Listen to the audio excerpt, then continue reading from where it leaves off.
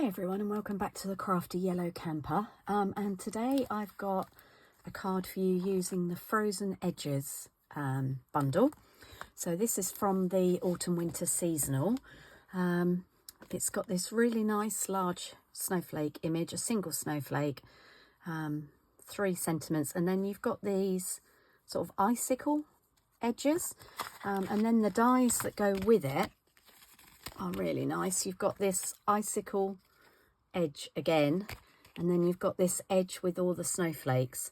Now this doesn't cut the entire die out, it cuts the detail and it cuts along the top, but there is no cutting edge on the sides or the bottom, so you do need to use it against the edge of a piece of paper. But there are also, sorry, I've been using it so it's unstuck itself from where it should be. There are also some snowflakes. So there's the edgelet die that cuts out the snowflake that's in the stamp set, and then there's 3 different designs of snowflake that you can die cut as well.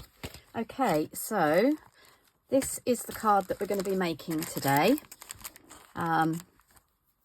So let's get on and I'll show you how to do it. Okay, so first of all, the base is Balmy Blue. I've gone ahead and cut the bits and pieces out that we're going to be needing, just purely so this video is not too long. So, as I said, the base is Balmy Blue. It's half of an A4 sheet cut widthways. So that gives us a base that is 14.8 long and 10.5 wide, which is a standard C6 if you're in the UK or anywhere else that uses A4. If you're using letterhead, then obviously adjust it to fit, but half a sheet will still work. Okay, then what I've got is a piece of basic white, and this is cut at 14.3 by 10, and that's going to go inside our card. And then I've gone ahead and die cut this strip using that die that I waved at you, which I now don't know what I've done with. Where have I put it? Honestly, my desk is, oh, it's under the stamp set. This die.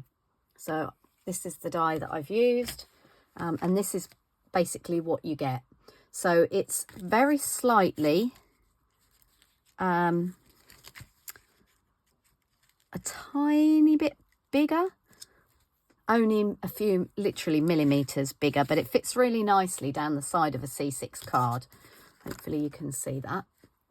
Okay, and as I said before, what it does is it takes out the detail in these snowflakes along the edge, and then it takes out some detail throughout, but things like these snowflakes don't completely come out. Some of them you can sort of flick bits of them up if you wanted to, but anyway, we're going to use it flat today.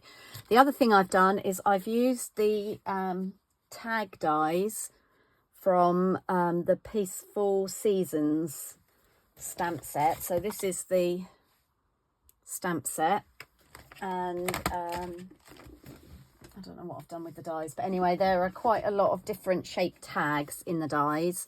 And so I've chosen this oval one, and then I've just heat embossed on there in white Peace and Joy, which is out of that Peaceful Seasons stamp set, and you'll see how I'm going to hide the hole as we go along.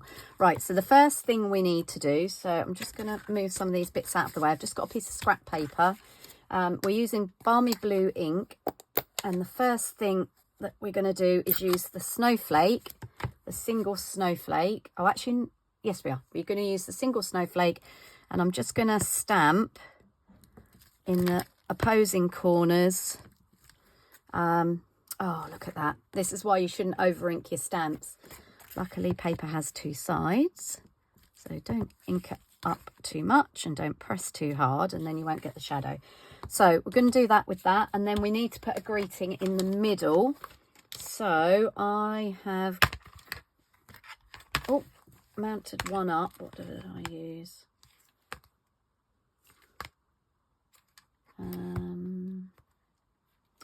Right, I think we're going to go for a different one to the one I used in my card. We're going to go for Friends and Family. because basically that's who we send cards to, isn't it? Our friends and family. I'm just going to take that off there for a minute. Put that on there. So this is a photopolymer greeting. So I'm just going to bring in my stamp mat. We're not going off the edge. Right, this says friends and family are the true gift of Christmas, which I think is quite a nice sentiment. So we're just going to pop that in the middle there. And that's our piece of card done for the inside. Okay, right, the next thing we need to do is do this decorating here on the front of the card. And to do that, we're going to use, this is why I needed my scrap piece of paper because we're going to come off the edges. To do that, we're going to use some Versamark and some white embossing powder. So I'm just going to randomly use this large, this is the big stamp out of that set. It's a really nice stamp because it's got quite a lot of detail in it. And what I'm going to do is just randomly stamp it down the right hand side of my card front. You don't need to go too close to the left hand side because obviously we've got that piece that we're going to stick down there, but you do need to cover most of the front. I don't know that you can see that. It doesn't really show up. The Versamark I can see, it shows up as a sort of like a watermark. Okay, I'm just going to come in there. Okay, you should be able to see that when I put the powder on. So let's just put that away and bring in our powder. Now Stampin' Up! do a tray with a brush that you can get. I think it has tweezers in, but I'd already got these little tiny trays, so this is what I use.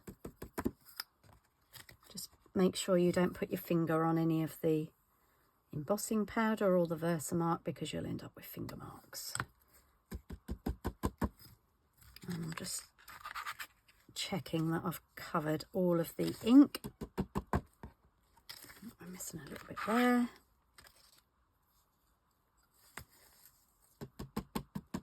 Not that it's really a biggie on that side because that's where we're going to put that piece of trimming anyway. I think we've got it. Okay. And one thing I always do is always shake my embossing powder back in before I start heating, because if you knock it over, you're going to have a really nasty mess. And I also use a brush just to get what's left in the tray back in, and I spilt some on there as well. So let's just funnel that back in.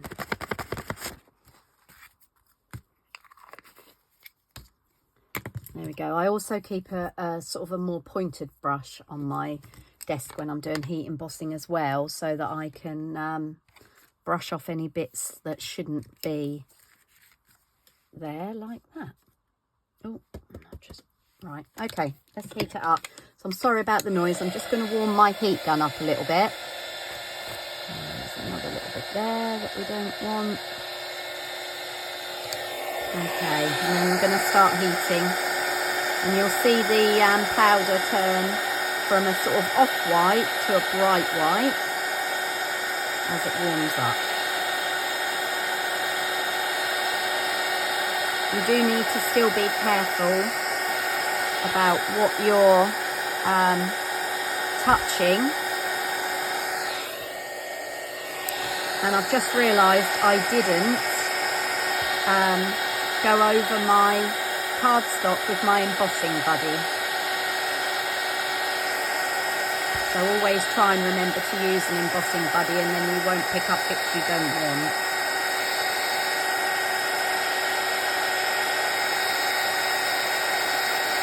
So you can see when it's all melted, because it, as I said before, it will turn from that sort of off-white colour to bright white.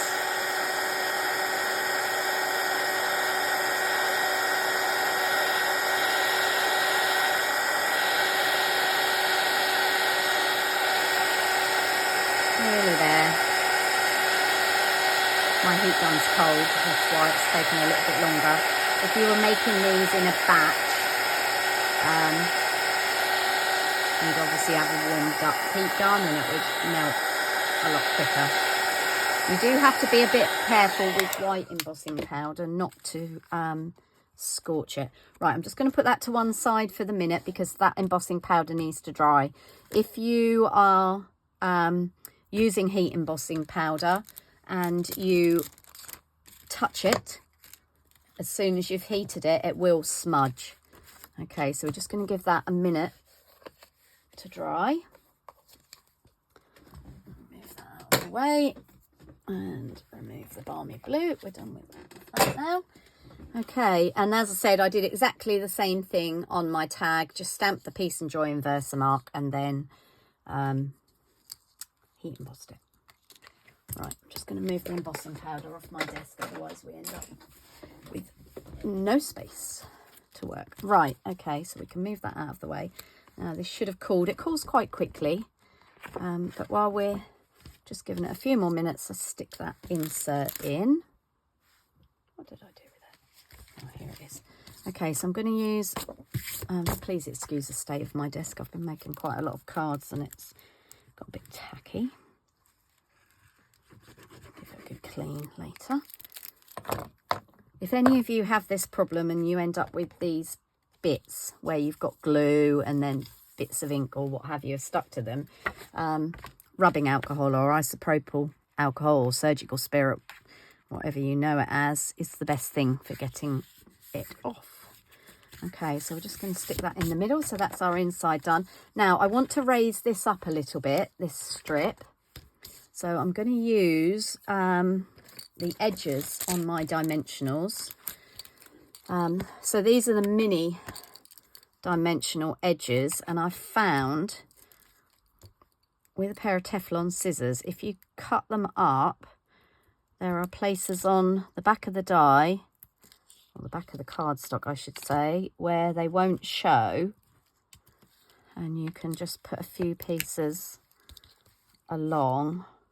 Obviously avoid the parts where there are holes, if you like, where the die has cut little sections out, because you'll be able to see the dimensionals behind them, but you can sort of manage to avoid those places. I'll just bring my trusty little jar of backs in.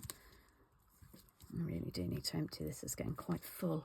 Just goes to show how many dimensionals we do use, because I do empty this every few weeks. Just saves me ending up with quite so many bits on the floor, which I then end up walking around the rest of the house. Honestly, you find them in weird places. I do a class once a month, and it's today actually, the day I'm recording this video, later on today. And I found, I always sweep up or hoover up after the ladies have gone, but I still found pieces of dimensionals under there sort of during the following week. I'm sure they go under things and then come back out.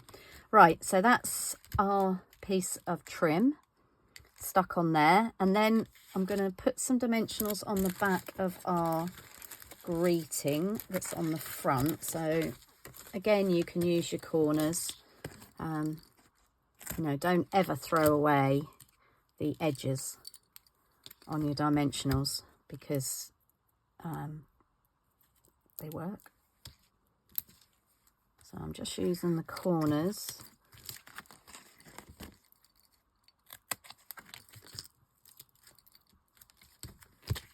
And as I said before, you can cut them down to the size that you want, which makes them even handier.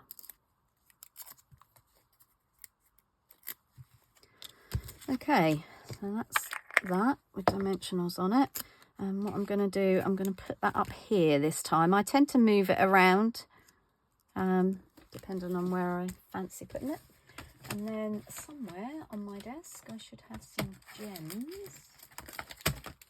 What have I done with them? I don't know what I've done with them. Okay, we're going to go with a slightly different one. So I've got a few of these iridescent rhinestone basic jewels left. So I'm on a mission this year to use up bits and pieces that I've got left from previous Christmas catalogues and well, previous catalogues, full stop. Okay, and what I've done is I've just popped one little gem on there just to cover up where the hole is, if that was a tag. And you can see on this one I just used a different blue one that I'd got left over from something else. So there's our 2 cards. I hope you like it and you'll give it a try. These cards make brilliant cards for bulk making for Christmas, because they're so quick and easy to do. And as I said, just added that little bit of stamp inside, and there we are. Quite quick and simple to do. Hope you'll give it a try, and I'll see you all again soon. Thanks for watching, and happy stamping.